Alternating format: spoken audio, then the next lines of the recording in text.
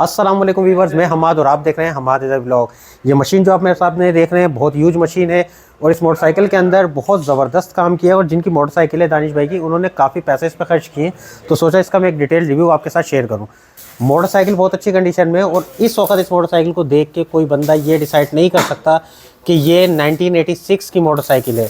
96 से लेके ऑनवर्ड 1989 तक के मोटरसाइकिल आया है और सेम स्पेक्स के साथ आता था। लेकिन इसके अंदर मोटरसाइकिल में हमने क्या मॉडिफिकेशन करी है और क्या क्या काम किया वो मैं आपको दिखाता हूँ। और इसके अंदर जो यूनिक काम किया वो मैं आपको ज़रूर दिखाऊंगा। उससे आपको पता लगेगा कि हम लोग किस लेवल की इस वक्त पाकिस्तान में रहते हुए मॉडिफिकेशंस कर रहे हैं।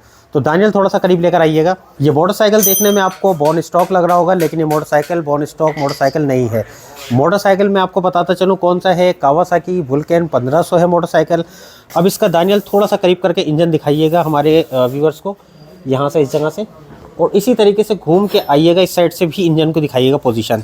अब इस जगह से आप इंजन देख सकते हैं और ये इंटेक पाइप इसके अंदर अलग से आफ्टर मार्केट लगाया गया है, ओरिजिनल इंटेक नहीं लगाया गया है। और ये सारी इंजन की कंडीशन आप देख लें, फिर मैं आप लोगों के साथ कुछ डिटेल शेयर करता हूँ।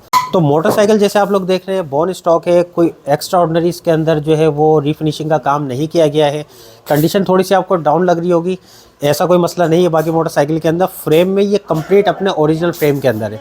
मॉडिफिकेशन इसके इंजन के अंदर की गई है।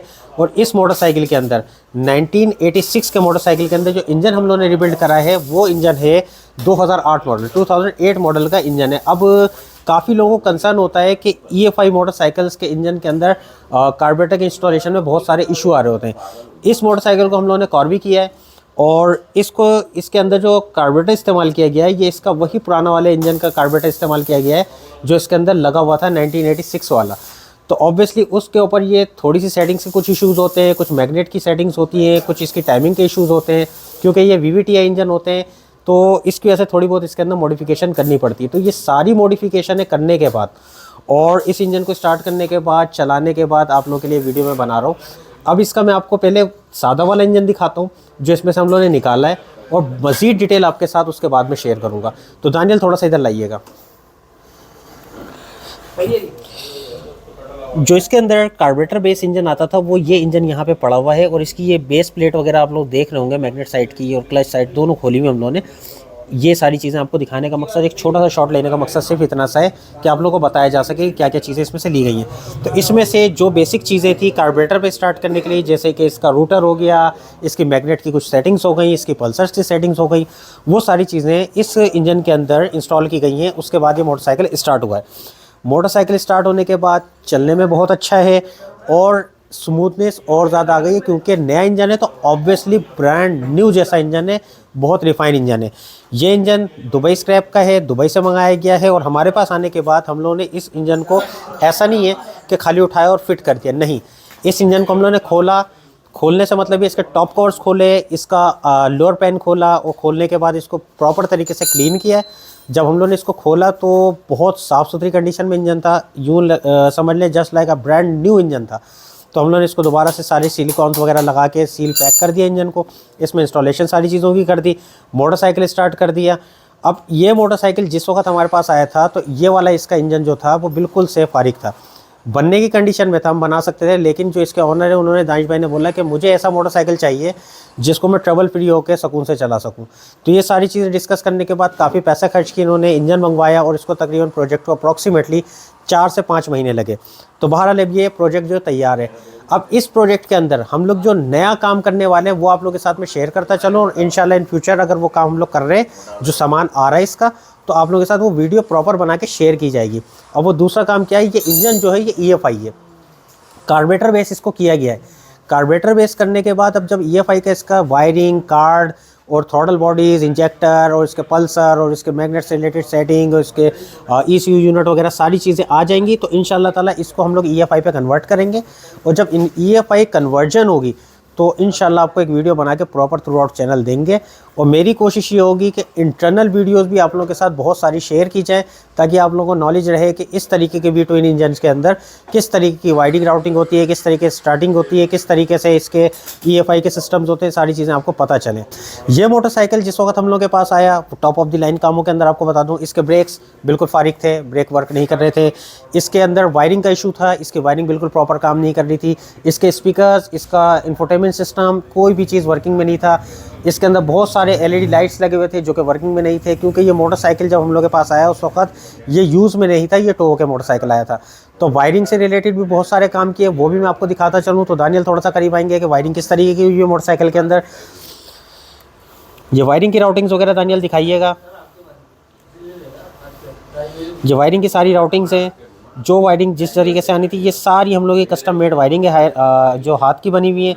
ये साउंड सिस्टम की वायरिंग्स हैं, ये सारी साउंड सिस्टम की वायरिंग है। इसी तरीके से इसकी लाइटिंग की वायरिंग्स वगैरह भी आप लोग देखेंगे इधर से अंदर से टक होके जा रही है वायरिंग।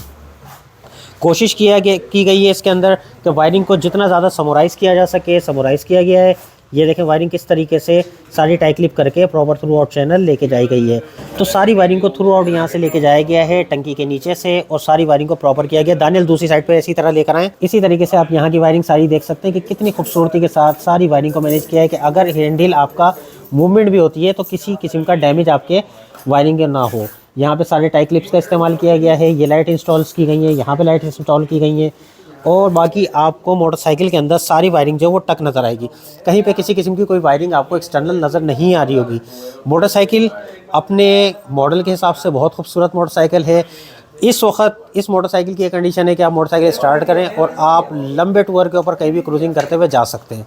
बहरहाल इस मोटरसाइकिल को दिखाने का मकसद इतना सा था कि इतने पुराने मोटरसाइकिल भी रिबिल्ड किए जा सकते हैं, और क्रूज़र कैटेगरी के अंदर बहुत सारे हमारे भाई मांग रहे थे क्रूज़र मोटरसाइकिल्स। तो 1.5 मिलियन के बजट में, यानी 1.2 से लेकर 1.5 मिलियन के बजट में मोटरसाइकिल्स आते हैं। जिन भाई ने ये परचेज़ किया था मोटरसाइकिल और इन्होंने रिबिल्ड किया, इनको भी तकरीबन ये 1.5 मिलियन के आसपास पड़ा। तो जैसे कि ये वीडियो बनाने का एक पर्सपेक्टिव ये भी था, जो हमारी ऑडियंस है जो इस वक्त क्रूज़र मांग रही है, उनको टारगेट करते भी ये वीडियो बना रहा हूँ मैं कि 1.5 मिलियन के बजट के अंदर ये इनको मोटरसाइकिल पड़ता है, और बहुत अच्छा, बहुत खूबसूरत और नीट एंड क्लीन मोटरसाइकिल है। और सबसे बड़ी बात ये है कि इतना यूज मोटरसाइकिल अगर आपको 1.5 मिलियन के बजट में, जो आपने खुद बिल्ड किया और आप उसके बारे में बहुत कुछ जानते हो, तो मेरे एक नज़र के अंदर बेहतरीन आइडियल चीज़ है। अब इसको स्टार्ट करके इसका इंफोटेनमेंट सिस्टम आपको मैं चेक कराता हूँ। दानियल थोड़ा सा करीब आइएगा। ये इसका फ़ैन वगैरह ऑन हो गया है और इसका साउंड सिस्टम ऑन हो गया है। अभी इसके अंदर ब्लूटूथ के ऊपर कोई चीज़ कनेक्ट करते हैं और फिर आपको सुनाते हैं। अनस भाई साउंड ऑन कीजिएगा। दानियल करीब लाके थोड़ा साउंड सुनाए।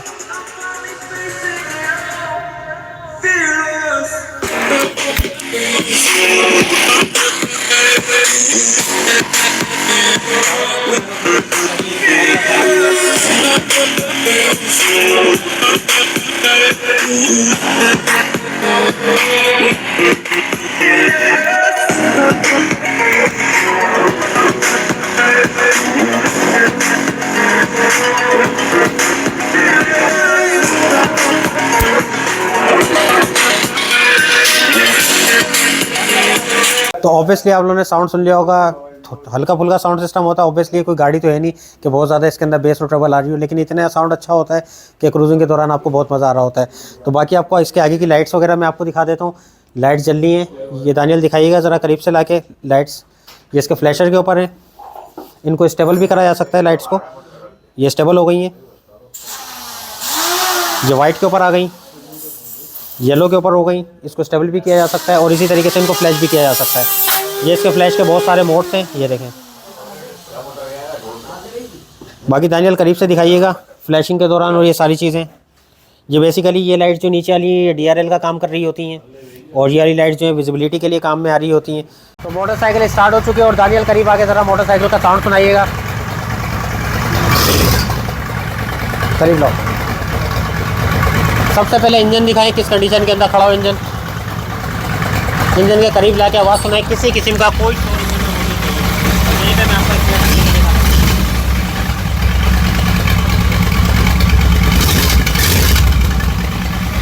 चारों तरफ इंजन के पीछे मैं आपको साउंड सुनाता हूँ। किसी किस्म की कोई नॉइज़ मौजूद नहीं है इंजन में।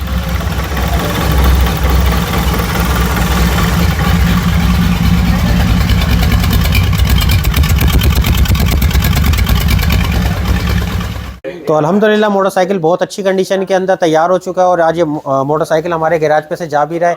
तो बाकी सिनेमैटिक शॉट वगैरह जाते वक्त की भी कोशिश करेंगे। अगर अभी मोटरसाइकिल मेरी मौजूदगी में गया तो आप लोगों को साथ में अटैच कर देंगे। तो आई होप आज की वीडियो से बहुत कुछ सीखने को आपको मिला होगा।